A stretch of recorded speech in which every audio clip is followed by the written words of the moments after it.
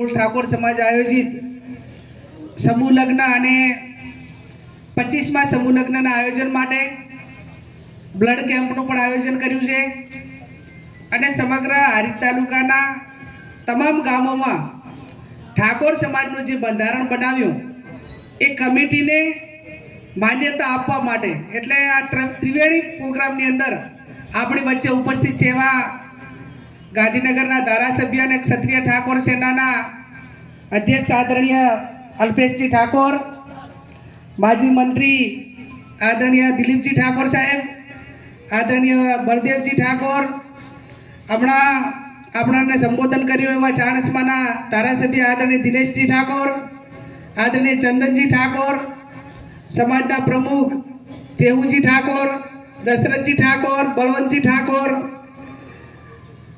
મણાજી ઠાકોર, ભાઈ માનસિંહજી ઠાકોર, અનારજી ઠાકોર, સવસીજી ઠાકોર, લીલાજી ઠાકોર, શામજીભાઈ ઠાકોર, ઉદાજી ઠાકોર, બાબુજી ઠાકોર, છન્નાજી ઠાકોર, મુકેશજી ઠાકોર, ભાઈ રમેશજી ઠાકોર, સ્વરૂપજી ઠાકોર, પ્રવીણજી ઠાકોર, બચુજી ઠાકોર, જેણે આજે બ્લડ આપ્યું છે એવા તમામ બ્લડના દાતાશ્રીઓ, સમગ્ર ઠાકોર સમાજના સૌ આગેવાનો, વડીલો, યુવાન ભાઈઓ અને બહેનો, મારી અગાઉ બધા આગેવાનોએ વાત કરી છે. વિશેષ ચર્ચા આજે સમૂહ લગ્નના આયોજન માટે આ 25મો સમૂહ લગ્નનું આયોજન હારીજ 42 ઠાકોર સમાજ કરવાનો છે. અહીંયા સૌથી પહેલા અભિનંદન, જેને આજે બ્લડ આપ્યું છે તમામ દાતાઓ માટે તાળીઓ પાડીને એમનું સન્માન કરો. એનું કારણ છે કે આ લોહી માટેની, બ્લડ માટેની કોઈ ફેક્ટરી નથી. માણસનો જીવ બચાવવા માટે એકાબીજા વ્યક્તિને જ મદદ કરવી પડે. અને સૌથી અગત્યની વાત તો એ છે કે ઠાકોર સમાજના દીકરાઓ બ્લડ 200 બોટલ આપે, એ સૌથી અગત્યની વાત છે. લગભગ 2010માં સદારામ બાપુની રક્તતુલા મેં બાબર મુકામે રાખી હતી. એટલે ચંદનજી અને બાપુના બધા આવ્યા હતા, જગદીશભાઈ બધા. એ ટાઈમે આ વિસ્તારની અંદર 400 બોટલ બ્લડ એ પહેલી વખત ભેગું થયું અને એ દિવસે બ્લડ લેવા માટેના બાટલા ઘટ્યા હતા. એ રેકોર્ડ પણ ઠાકોર સમાજના દીકરાઓએ બનાવ્યો. અલ્પેશભાઈની રક્તતુલા રાખી હતી થરાદ મુકામે, લોહી બારોબાર જોખ્યા હતા. ખબર છે? ભૂલી ગયા? બ્લડ બારો જેટલું અલ્પેશભાઈનું વજન છે એટલું લોહી ભેગું કર્યું હતું. હવે વજન વધ્યું હોય તો હવે ખબર નહીં. અને એના માધ્યમથી જનજાગૃતિ આવી. નહીતર તમને ખબર છે પરિવારમાં બધા સમાચાર લેવા થાય તો મને ખબર છે કે હોસ્પિટલમાં કોઈ એમના પરિવારનું દાખલ કરેલું હોય અને ડોક્ટર એમ કહે કે બ્લડનો બાટલો આપવાનો છે તો 10 જણા સમાચાર લેવા માટે આવેલા હોય પણ એ ભાઈને 2 જણા જ ઊભા હોય, બાકી એકાબીજા આગા પાછા થઈ જાય. આ મારા અનુભવના આધારે કહું છું. અને ઘરમાં પરિવારના સભ્યો કે જેને 2 બોટલ આપે તો કઈ શરીર જોતા ફેર ના પડે ને, એ કે ના બોટલ લોહી તો કે બેન નહીં આપીએ. આ વાત સાચી ખોટી? એમાંથી જનજાગૃતિ આવી અને જનજાગૃતિ આવી એટલે આજે જ્યાં પણ હવે સમાજના ઘણા ગ્રુપો ચાલે છે, ત્યાં થરાદની અંદર, ત્યાં બાબરની અંદર કે ગમે અહીંયા ગુજરાતમાં બનાસકાંઠાથી કરીને અમદાવાદ સુધી કોઈ પણ હોસ્પિટલ હોય અને તમે 1 દિવસ પહેલા કેવડાવો તો એ બ્લડ આપવા માટે આપણા સમાજના દીકરાઓ લાઈનમાં લઈ જાય છે. આ સૌથી મોટી જનજાગૃતિ છે. એમાં હું તો જાહેરમાં ના કહેવું જોઈએ પણ કહું, બળવંતજી, ચંદનજી, કે આ તે બ્લડ ભેગું કર્યું ને એ કોઈ એક્સિડન્ટ થયો હોય તો એમાં પેલું વાપરજો. કોઈ બેન દીકરીને ડિલિવરી હોય તો એમાં વાપરજો. ઓલા દારૂ પી લીવર ખલાસ કરી નાખ્યા હોય, લોહી પીધું હોય ને એને લોહી ના આપતા એમને તો આખી જિંદગી પીધું હોય, કેટલું પીવાનું હોય એમ. અને કોઈ બેન દીકરીનો જીવ બચશે તો એનું સૌથી મોટું પુણ્ય, જેણે આ દાન આપ્યું છે, જેણે લોહી આપ્યું છે એને પુણ્ય મળશે અને એના પરિવાર વચ્ચે ને એના બાળકો વચ્ચે એ પાછી જીવતી રહીને પરિવારને મદદ કરશે અને એ પરિવારને સંભાળવા માટેનું કામ કરશે. ત્યારે હું આજે બ્લડનું આયોજન કર્યું છે તમામ સેનાના યુવાનોને અને ઠાકોર સમાજના યુવાનોને હું દિલથી અભિનંદન આપું છું કે વારંવાર વર્ષે અલગ અલગ તાલુકામાં આ રીતે બ્લડ કેમ્પનું આયોજન થાય અને હું તો અલ્પેશભાઈ બધા બેઠા સાહેબ અપેક્ષા રાખું એક ઠાકોર સમાજનો ઉત્તર ગુજરાતનો એક મેગા બ્લડ કેમ્પ રાખો મોટો, જ્યાં 1000 કે 2000 બોટલ ભેગી થાય ને એવો. કિશોરભાઈ હમણાં કહેતા હતા કે કામ આવા કરો કે જે જરૂરી હોય. અને શિક્ષણની વાત કરી તો શિક્ષણમાં પણ આપણા ઉત્તર ગુજરાતના જેટલા ગામડા છે એ આ 3-4 જિલ્લાના ગામડાની અંદર સર્વે થવો જોઈએ કે ભાઈ ભણવામાં ટોપ 10 કોણ છે, કે હવે ડોક્ટર કોણ થાય એમ છે, એન્જિનિયર કોણ થાય એમ છે, પાયલોટ કોણ બને એમ છે, યુપીએસસી જીપીએસસી એક્ઝામ કોણ પાસ કરી કે એમ છે. આવા સર્વે થાય અને સર્વેના અંતે જેની પાછળ રિઝલ્ટ આવે એવું છે ને એની પાછળ સમાજ મજૂરી કરે ને એની પાછળ ગામ કે માતા પિતા મદદ કરે તો આપણે એમાં પરિણામ લાવવામાં ઝડપી સફળ થઈશું. બાકી સંખ્યા કે પેલું કરવા રોતા રોતા માળે ચડાવો, અમારે એ બાજુ કહેવત છે કે તમે કોઈને રોતા રોતા માળે ચડાવો તો એ બધા ગોળા ક્યાં થાય ગામમાં. હા તો તમને ખબર છે એ બધા ગોળા ગામમાં જાય કે જુવારમાં જાય નહીં. એટલે જેને ભણવામાં ઇન્ટરેસ્ટ છે, જે ભણાવવાથી પરિણામ લાવી શકે એમ છે, અલગ અલગ ફેકલ્ટીમાં એને પોતાને રુચિ છે, આવા આપણા સમાજના દીકરા દીકરીઓની યાદી પડે અને સમાજ અને સાથે મળીને આગેવાનો જ્યાં મદદ કરવાની હોય ત્યાં એમને મદદ કરે. વાત રહી સમૂહ લગ્નની, તો સમૂહ લગ્ન એ આપણો આ વિસ્તારનો રેકોર્ડ છે કે 1894 ભાવસિંહ કાકાએ અહીંયા ખોડિયાલમાના ધામમાં વરાણા સમૂહ લગ્ન કર્યા અને લગભગ ગ્રીનિશ બુકની અંદર એનું નામ આવ્યું. એનો જે વાત કરવાની થાય, બળદેવજીએ વાત કરી કે 1884 સમૂહ લગ્નમાં કોઈ જમ્યા હોય ના જમ્યા હોય, વ્યવસ્થા મળી હોય ના મળી હોય, પણ ક્યારેય જમવા બાબતમાં ઠાકોર સમાજે ક્યારેય કોઈ વિસ્તારમાં ટીકા નથી કરી. એ આપણને ભગવાને આપેલી દેણ છે. વેવાઈને અહીંયા વ્યવસ્થા કઈ હોય કે ન હોય, પણ આપણો સમાજ ક્યારેય જમવા બાબતમાં ક્યારેય ટીકા કરતો નથી અને એ ગુણ આપણો કાયમી હચવે એ પણ જરૂરી છે. હમણાં ચંદનજી એનો ઉલ્લેખ કર્યો કે દશરથજીને અહીંયા લગ્ન હતા કે ગેરીબેન ને ચંદનજી કેમ, એટલે ગેરીબેન એકલા જ સમૂહ લગ્ન તમારી લગ્નમાં આવ્યા તો દશરથજી બધા આવ્યા હતા, પણ ટીવી ચેનલો ને બધા તો દાડા ગેરીબેન એકલા જ ગયા હોય. આ પોપટજીને બધા વરરાજા બધા આમંત્રણ આપવા એટલે બળદેવજી મેં પૂછ્યું હતું, કીધું એટલે સમાજ પ્રમાણે છે કે એમને, તો કે આ સમાજ પ્રમાણે જ છે. રસ્તામાં આવી એટલે લગ્નના દિવસે પૂછ્યું પાછું અને કીધું બે દાડા જોઈ આવા કેમનું છે, પછી ત્યાં તો એ તો કઈ બરોબર છે. બળવંતજીને ધોવા મળ્યા હતા, પણ છતાં એમને જે ભૂલ હતી તો એમને સ્વીકારીને એમને સમાજના બંધનમાં રહ્યા. અને થોડોક દશરથજીને ઠપકો એટલા માટે વધારે આપવાનો રહે કે જે દિવસે આ બંધારણ હતું એટલે અલ્પેશભાઈ સ્ટેજ ઉપર આગળ નામ લીધું હતું કે આ તમારા દીકરાના લગ્ન છે, દશરથજી કેમ થવાનું છે, એટલે કીધું હતું કે સમાજ જે કરે એ પ્રમાણે.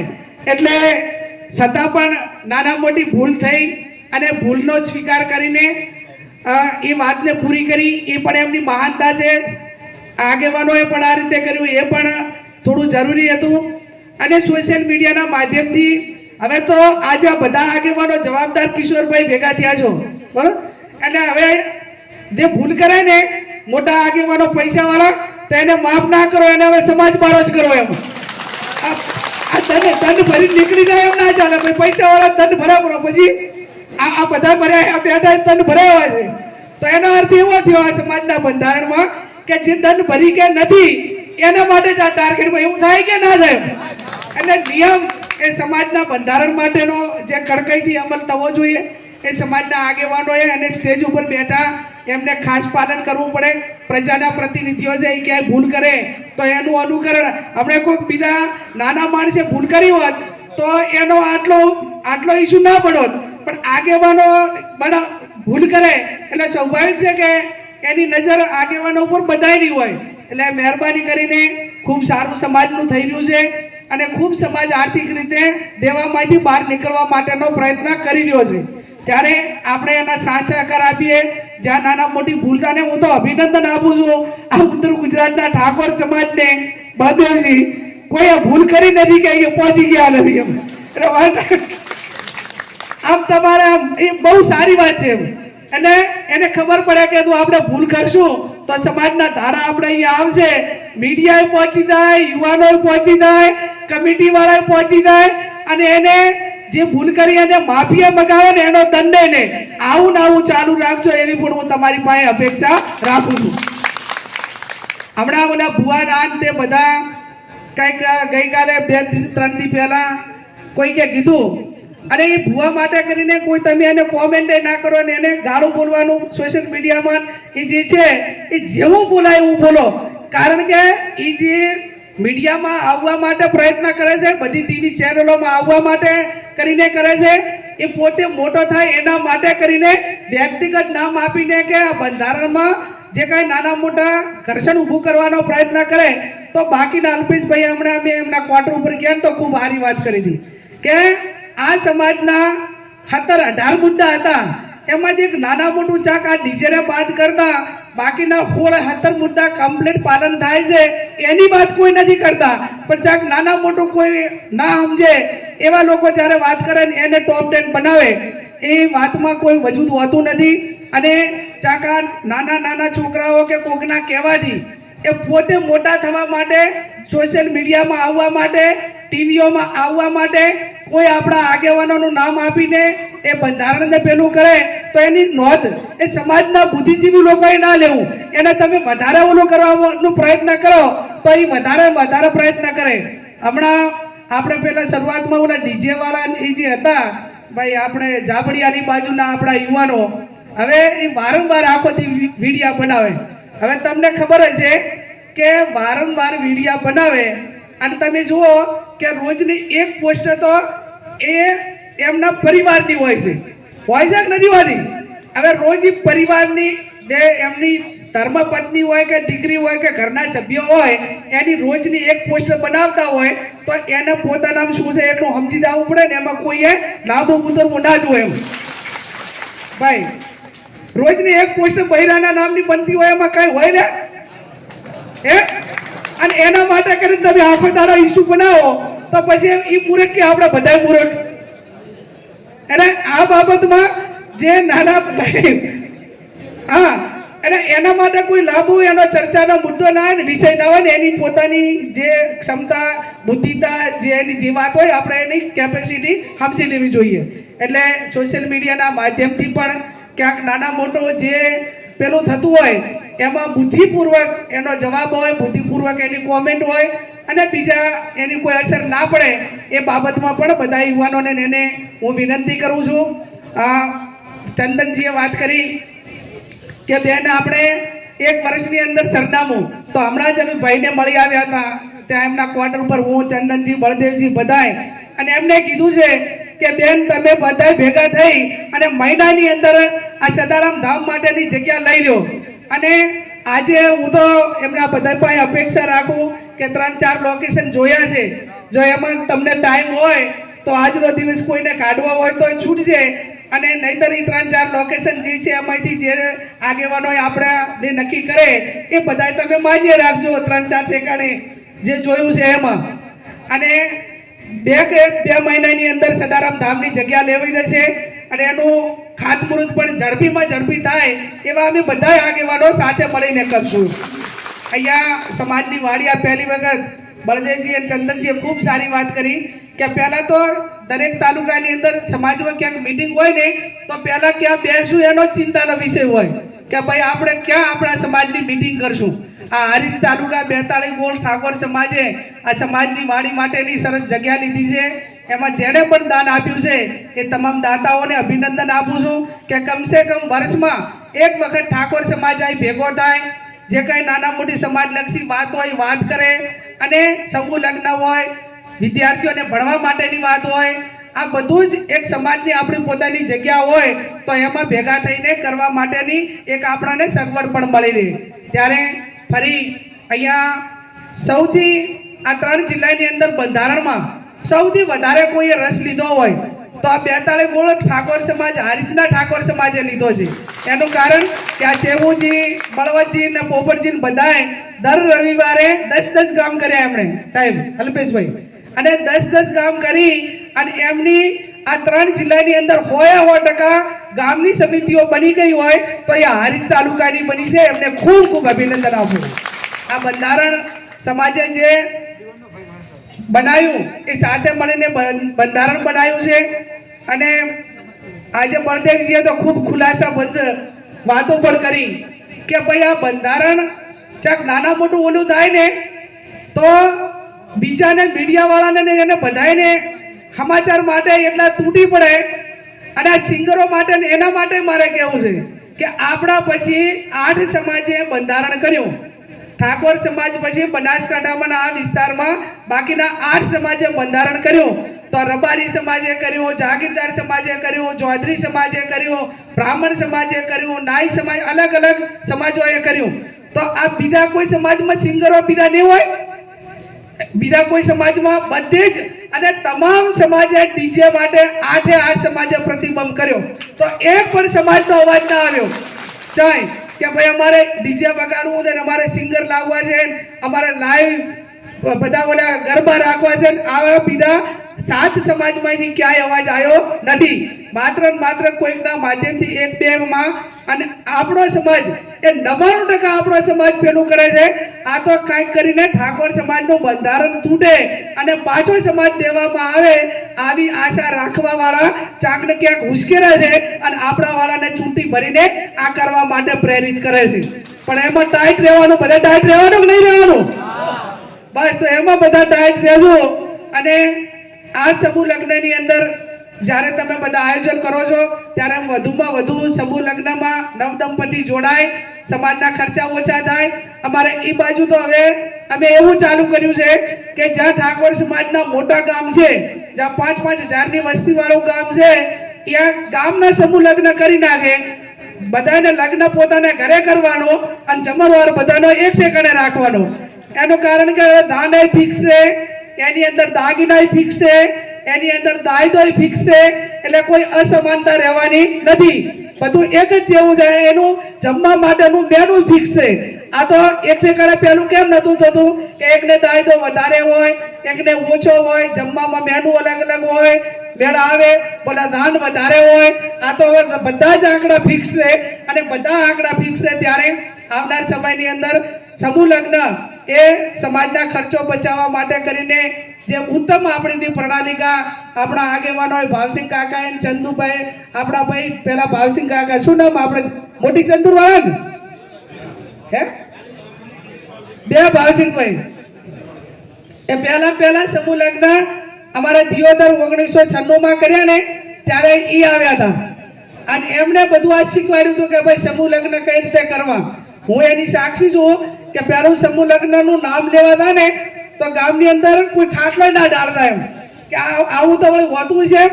અને છતાં પણ એમાંથી મહેનત કરીને 1884 સમૂહ લગ્નનો રેકોર્ડ એ આપણા સમાજના નામે કરી શક્યા.